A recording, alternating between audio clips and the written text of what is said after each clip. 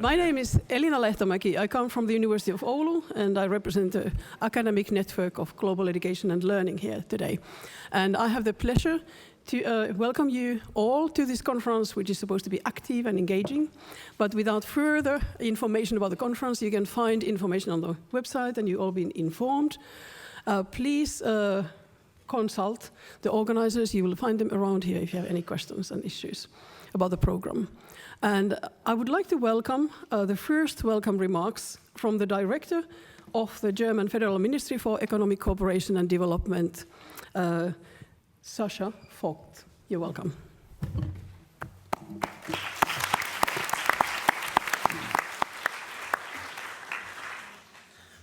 Professor Dorgerloh, Professor Scheunpflug, Professor Lehtomäki, Mr. Wegimont, ladies and gentlemen, it is a special honor for me to welcome you to the opening of the Angel Conference.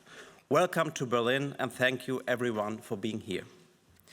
Research in global education and learning for democracy, peace, human rights, sustainability and global social justice is the title of this conference, and these topics, which are the focus of this conference, are also key topics for our times. They are guidelines for education on development policy issues. Let me start with the topic of democracy and peace. Surveys among young people in Germany have shown that their greatest worry right now is that there could be a war again in Europe or in the Middle East. Awareness of the conflicts is there.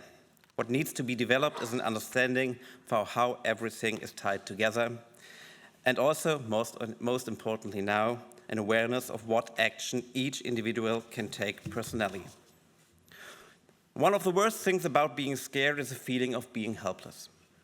The feeling that everything around you is bad and threatening and there is nothing you can do about it. The feeling that you are a passive victim of the circumstances prevailing in the world. And that is exactly where education on development policy issues comes into effect. We build awareness for how international issues are connected. And we convey an encouraging message that through our daily actions, we can change things for the better. After participating in our programs, people are more open in their outlook and more tolerant. And they start to act. Instead of shutting themselves off and putting up barriers, they discover what they have in common with others and become active advocates for international cooperation. One of the ways that we achieve this is through exchange programs for school children or for university students, or through our well-established volunteer services all over the world. We also use education projects here in Germany to teach this message and open people's eyes. This work plays a part in developing empathy and a heightened awareness for global social justice. But if we were to stop there, that would be too little. Understanding alone is not enough. The next step is crucial. Taking action oneself. This is about experiencing a feeling of agency and a growing sense of confidence that is possible as an individual to make a difference. Our work here involves showing people concrete options for taking action. That is exactly what actively living democracy means. It means being actively involved as an individual in shaping the world around me. And my actions have a consequence for others. That is why education on development policy issues promotes democracy, peace, and global social justice. Education on development policy issues contributes significantly towards achieving the Sustainable Development Goals, especially SDG 4.7, which is concerned with education for sustainable development. At the political level, our focus is on firmly establishing education for sustainable development in the structures of education planning by means of what we call the curriculum framework for high school students. In our federal education system, we need cohesion between the people working at all the different levels, whether in the central government or at the federal level. I would like to take this opportunity to expressly thank everyone for the very successful cooperation with the Standing Conference of the Ministers of Education and Cultural Affairs of the Länder in the Federal Republic of Germany. The curriculum framework is due to be officially adopted by the Conference of the Ministers of Education this autumn. I am therefore especially pleased that many of the people who were actively involved in this process are here with us today. Let me take this opportunity to already say a warm thank you for your committed work. In order for education on development policy issues to succeed at the national and the international level, you need the involvement of academia. Academic expertise is indispensable for developing evidence-based solutions for global challenges and fostering dialogue between nations. In the case of the curriculum framework, which I just mentioned, for example, there's very close cooperation with academics. We have seen in the field of education and development policy issues that closely interlinking academic theory and actual practice is crucial when it comes to achieving sustainable results. However, scientific results also need to be shared, discussed, and translated into political recommendations for action. In Germany, we support this evidence-based policy dialogue, thereby also implementing the Dublin Declaration adopted by Jean. Today's conference is a wonderful example of what this exchange can look like. On the subject of conferences, the third Global Disability Summit recently took place here in Berlin in early April. The Disability Summit set an important example for strengthening global efforts to achieve more inclusion. The BMZ is committed to fostering peaceful and inclusive societies, working to enable access to justice and the rule of law for all, and strengthening effective, accountable, and inclusive institutions at all levels. Ladies and gentlemen, we are here at the Humboldt Forum, a vibrant location for exchange and discussion in the heart of Berlin. Thank you, Professor Dorgerloh, that we are able to hold this event here. Global cooperation and crisis management can only happen when the past is taken into account, when all the perspectives involved are taken into account. In this regard, it is most important that we address the historical and current challenges of colonial continuities and decolonization also here in this location. The injustices of the past continue to shape our global relations. In science and politics, we have a responsibility to reflect on this legacy and to discuss questions of justice and fairness in international cooperation. The Humboldt Forum especially is a place for exchange and debate, a place where we can learn with and from one another and understand the perspectives of all involved in order to lay the foundations for fairer cooperation. To conclude, I would also like to warmly thank our partners at Jean, the University of Bamberg, and Engagement Global. The conference would never have been possible without your untiring commitment. I wish us all an inspiring and productive conference. Thank you very much.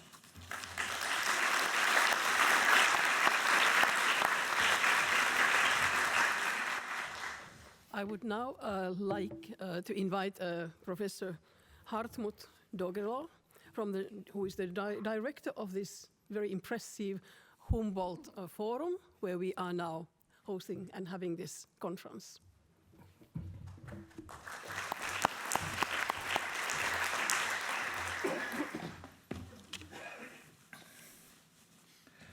Dear Director Sascha Vogt, dear Annette, dear Wegimont, dear Elina, Lehtomäki, ladies and gentlemen, distinguished guests from all over the world, researchers, policymakers, and practitioners of global education, it's a great pleasure and privilege for me to welcome you to this important conference here in the Humboldt Forum. And it's meaningful, especially meaningful, for us to host this conference at this very specific site. Located in the heart of Berlin, the Humboldt Forum is more than just a venue. It is a symbol of transformation, of critique and dialogue, of the ongoing effort to rethink how we engage with history, culture, and education in a global context. The Humboldt Forum did not begin as a neutral space. When we opened in 2021, the forum faced significant public debates. The partial reconstruction of the former royal palace and the relocation of artifacts collecting during colonial times raised difficult but necessary questions. The debates have turned this building into a place where history and power is not only displayed, but also actively questioned. It is precisely this openness to debate that makes the Humboldt Forum such a powerful site for global education. Global education, in our understanding, is not just about knowledge. It is about perspective. It is about learning to see the world through different eyes and understanding how our histories, our cultures, and our futures are deeply interconnected. The Humboldt Forum aims to be a cultural hub that bridges local history with global narratives. It is a place where contested heritage is not hidden, but explored. Our exhibitions are designed to challenge static narratives, or I would like to say we are on the way to working on this. Developed with indigenous communities, diasporic and local voices, and international partners, especially our temporary exhibitions address themes such as colonial legacies, cultural diversity, and global interdependencies. And I hope you will have the opportunity during the next hours, perhaps today or tomorrow, to have a look upstairs and see what I was talking about. We invite visitors to engage with difficult histories and to reflect on their relevance today. And education is always at the heart of what we do. The Humboldt Forum Academy, and I'm very glad that two important representatives from the Academy among you, Katrin Kollmeier and Uta Kornmeier, and as far as I know, you will give also paper here, and so you can talk directly to the colleagues who are much more deeper in this field of global learning and understanding. The Humboldt Forum Academy, that's the name for our education department, and along with education teams from our partner institution, has embraced the principles of global learning from the very beginning. Our approach is inclusive and dialogic. Learning goals are not fixed or canonical. They are discursive and shaped by the needs and perspectives of diverse audiences. We support exploratory learning through hands-on experiences, workshops, collaborative projects with international and indigenous partners, such as our Mitwissenschaft City Research. If you want to learn more about this, Uta Kornmeier is the expert for that. We also offer interactive environments like the Makerspace and UFO, where learning becomes a shared creative process. We believe that education, when it is critical, participatory, and globally aware, can help us navigate complexity with empathy, awareness, and informed action. With all its contradictions, the Humboldt Forum offers a powerful case study for global education. It challenges us to ask, how do we teach history, including colonial history, in a way that is honest, inclusive, and future-oriented? How do we turn contested heritage into a space for learning and dialogue? And how can cultural institutions contribute to building a more just, sustainable, and democratic global society? We look forward to exploring these questions with you, the Angel Network, in the coming days. Thank you for coming, and I wish you a very successful and inspiring meeting here at the Humboldt Forum.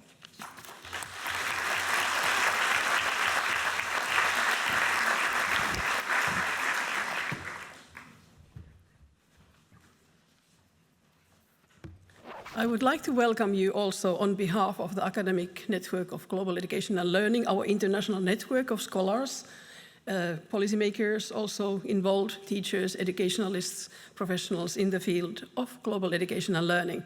It is a real pleasure to have our conference here this year, and we have had our conferences organized since 2017, and now here we are in Humboldt finally. I think it's been a long-term plan. And it is interesting to meet here colleagues from around the world who are sharing this evidence that they have collected through their research to inform policymakers, as we heard today from the German case, that yes, evidence evidence-based, evidence-informed policymaking is very important in education development and in our international cooperation. And this is what we want to do. We want to bring the research. We want to bring the evidence here for all of us to share and to inform each other about what is going on in the field of research. We expect also that research helps us to navigate these complexities, as we heard today. Complexities are there, and we need engagement. We need also research. We need knowledge of what is important and what is possible to do. But also, we bring critical perspectives, and then I think this is one of the key issues in research.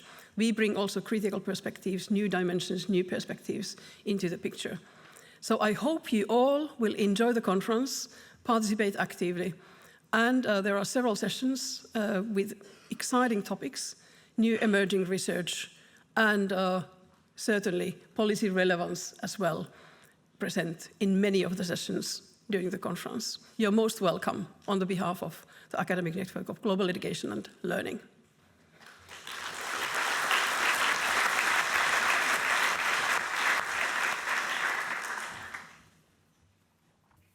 And I now would like to invite my colleague, Professor Annette Scheunpflug from the University of Bamberg.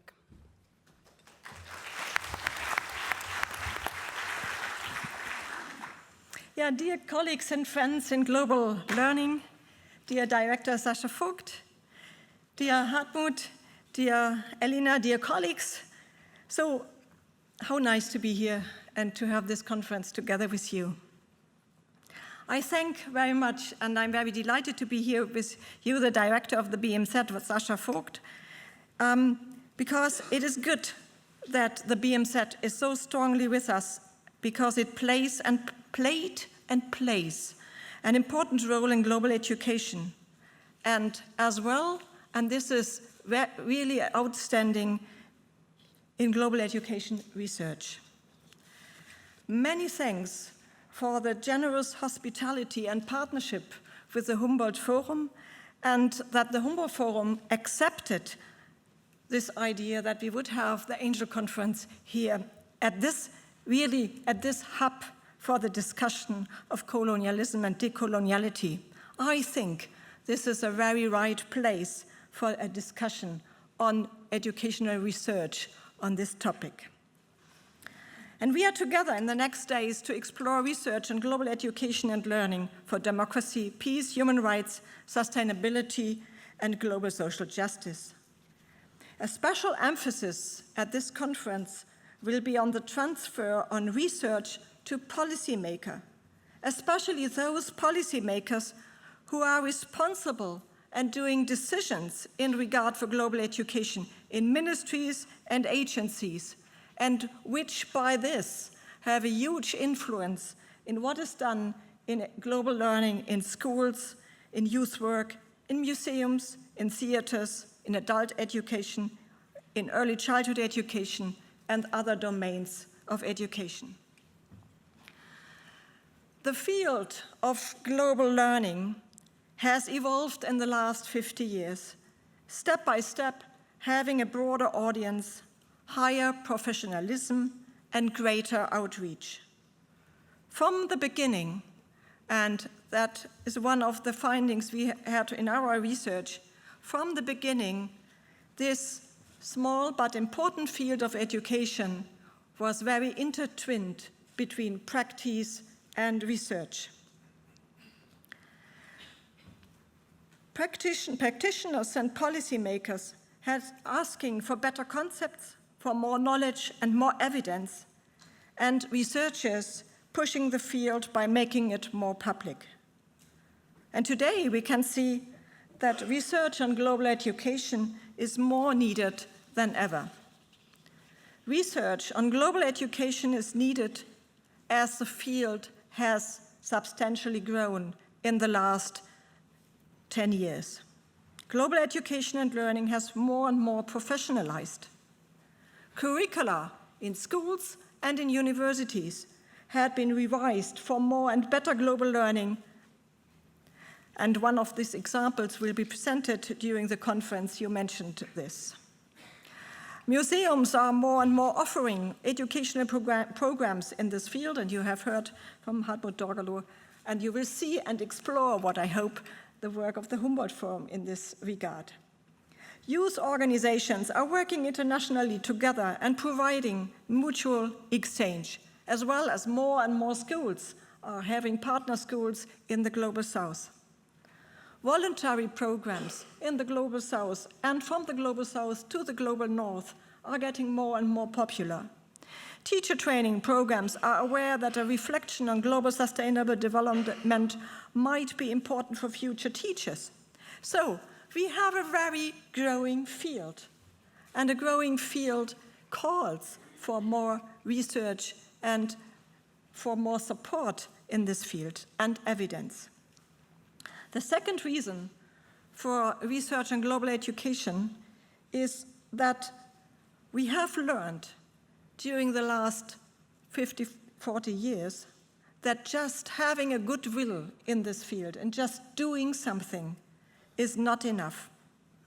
We are navigating complexity. We have different narratives. Change of perspective is so important.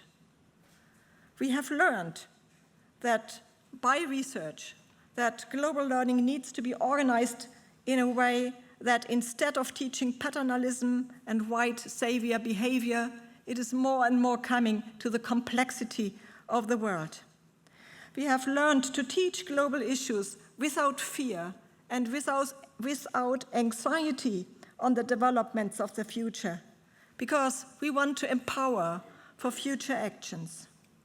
And all this needs, the complexity of the field needs more adapted research in order to be able to reflect the different contexts in which people are working and the different areas of education. Global education research, and that's the third aspect, for democracy, peace, human rights, sustainability, and global social justice is needed as the field and the policymakers need evidence. They need evidence against people who are criticizing, and especially those who want to support global learning need to have this evidence. We are living and working in turbulent times. We have war in new dimensions than before. The climate crisis is increasing. We live in times in which human rights are challenged and all kinds of minorities comes under threat.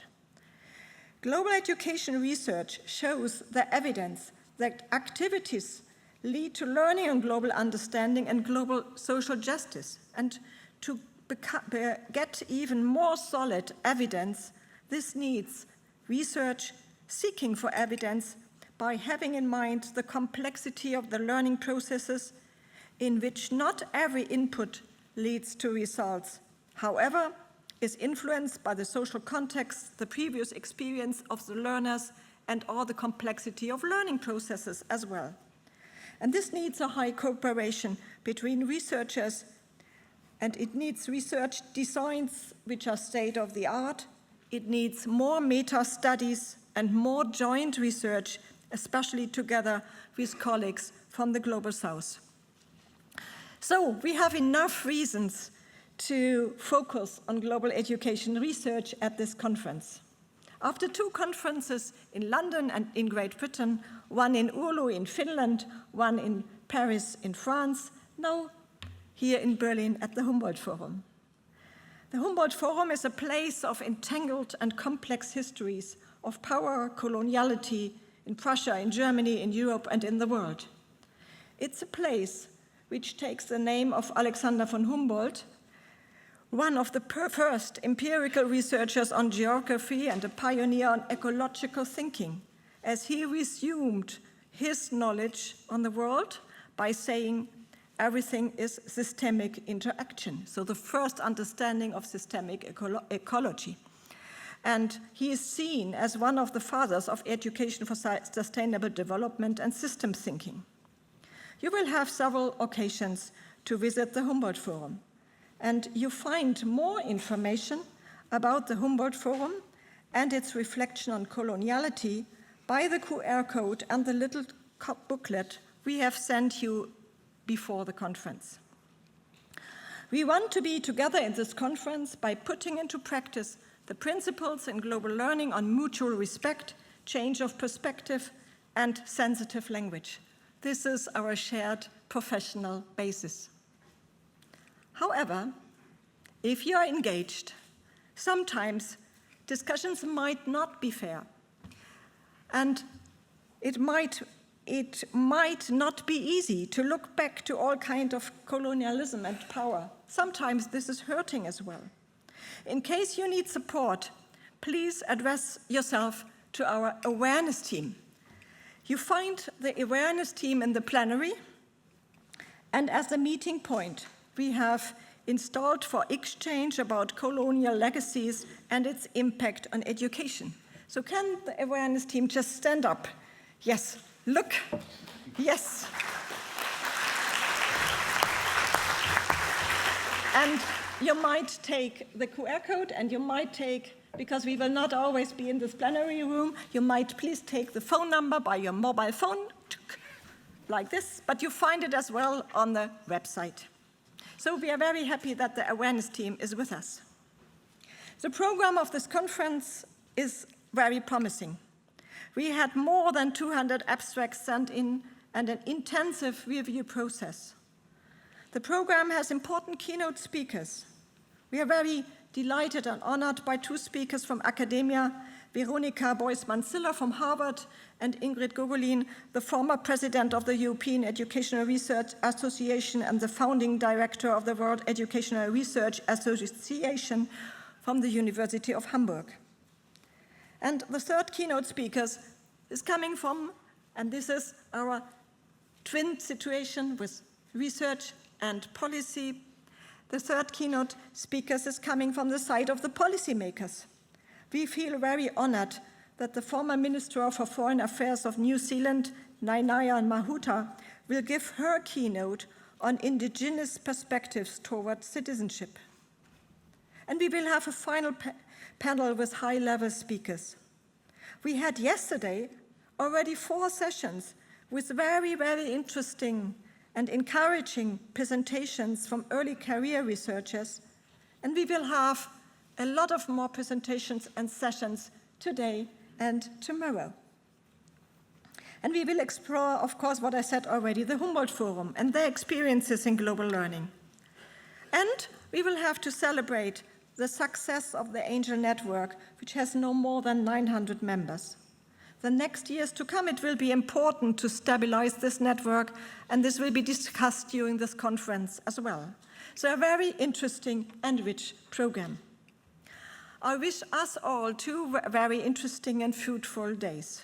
May you feel inspired by research, by the examples of the Humboldt Forum on global education and by our keynotes. And may you feel empowered and supported by knowing that others are working as well on these important topics, even if you might feel lonely sometimes in your respective countries or in your respective universities. And I would be very happy if one of the results of this conference would be new cooperations on global learning research around the globe. So let us enjoy the next 2 days.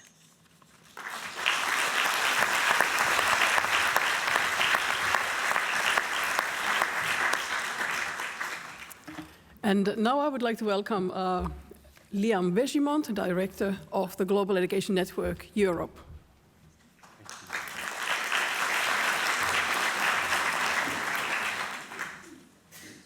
Thank you, Professor Lehtomäki. Thank you, Elina. Thank you, Annette. Thank you to the director of BMZ, Mr. Sascha Vogt. We're really delighted that you could join us in one of your first official engagements in your new position. We see this as symbolic, and it's really very apt that you are here today, given the inspirational leadership role that BMZ and Germany have played in the history of policy research in global education in Europe. And I'd like to add my and Jean's thanks to that of Professor Scheunpflug and Mr. Vogt, and to thank Professor Dorgerloh, with apologies for my bad German pronunciation. I know 3 words in German: Erziehung, Bildung, and Lernen, but we'll come back to that. So thank you very much to you and your colleagues in the Humboldt Forum. We'd like to express our gratitude for your hospitality and for the kind and generous hosting. And also to express gratitude to colleagues from Angel, from Engagement Global, from BMZ, from Bamberg, and also to my wonderful colleagues in the Gene Secretariat for gathering us all today. Ladies and gentlemen, colleagues, friends, old and new, I'm really delighted to be here on behalf of Gene and to welcome colleagues from partner organizations and participants to this Angel Conference. A particular welcome to Gene policymakers from ministries and agencies across Europe and from the European Commission, and a particular thanks to the European Commission INTPA DEA OR program, welcome Maria Angelis, and to colleagues from national ministries and agencies for the support to Gene and to Angel that makes this gathering possible. So, I want to turn to the themes of the conference for a moment, and these are broad and crucial. Research in global education for democracy, peace, human rights, sustainability, and global social justice. Along with these themes, which obviously we chose the easy stuff, but these are, I jest, we're reflecting on these themes through the lens of research and also reflecting on the research and policy implications of the Dublin Declaration on Global Education to 2050 and other international and regional documents that strengthen our hand in global education. And we're looking at these as a red thread throughout the proceedings. The issues that we deal with are huge and hugely important for the world. And we are looking at them through, as Annette pointed out, the complex lens of the relationship between policymakers and policymaking and research. Gene started almost 25 years ago with a vision now captured in the Dublin Declaration of a world where all people in Europe, in solidarity with peoples globally, will have access to quality global education.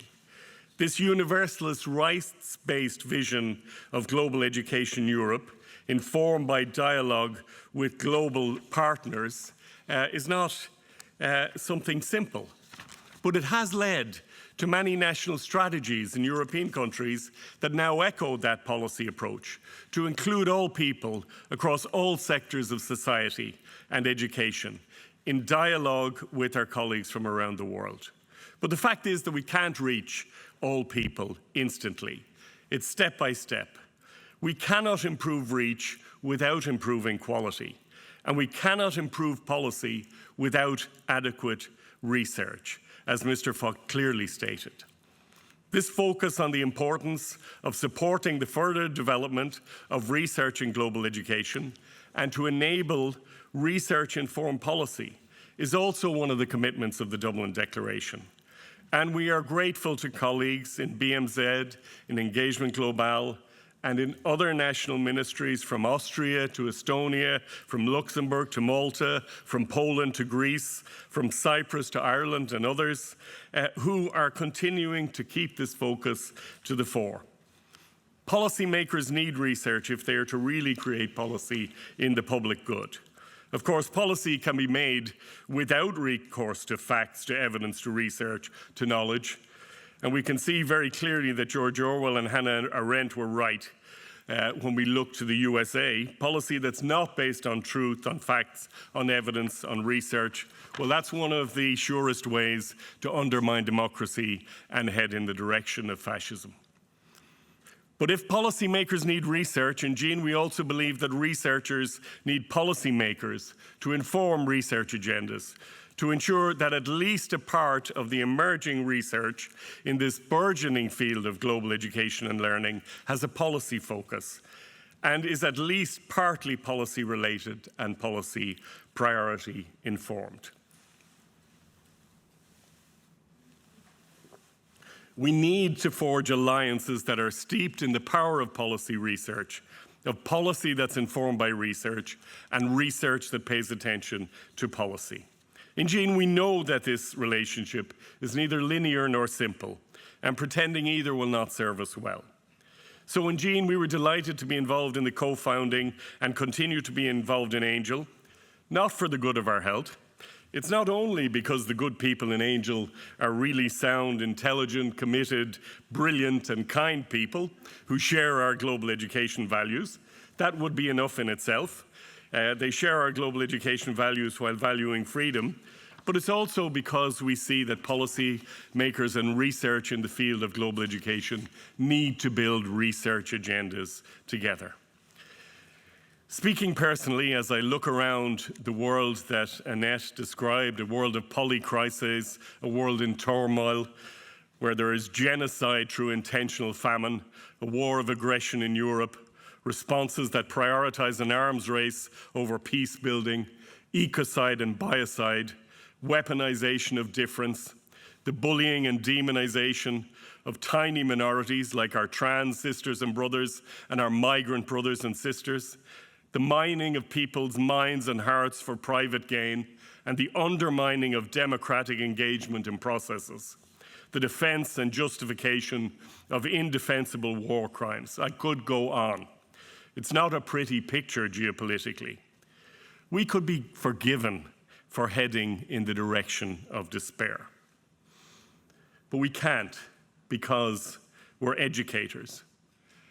And whether as policymakers, determined to maintain the values of global education in the face of a tidal wave trying to reverse our gains and denigrate the values we stand for, or as researchers dealing with the challenging and at times insurmountable academic and third-level contexts, we have to remember that we are educators. And so, as Paulo Freire put it, it's our job to forge hope in the face of despair, and if we've lost hope, to get out of education. We're not calling for optimism. We're not looking for naive or empty hope.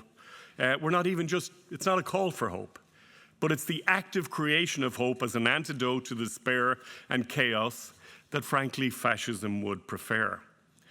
So where do we find hope? Quite simply, hope is available here.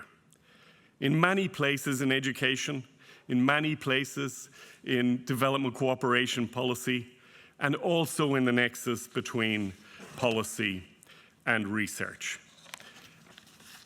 The North American feminist educator Bell Hooks once wrote about how she found in theory a place of healing. I'd like to suggest that in the nexus between and the coalition of and the dialogue of policy and research, we might also find a place of healing and a place of hope. And so, this conference starts with hope. And what a treat we have in store for you and for us all in the coming days with inspiring keynotes, challenging panel sessions, cutting-edge research, and themes that respond to the concerns of policymakers and the expertise of researchers. We're looking forward to forging hope together. Thank you.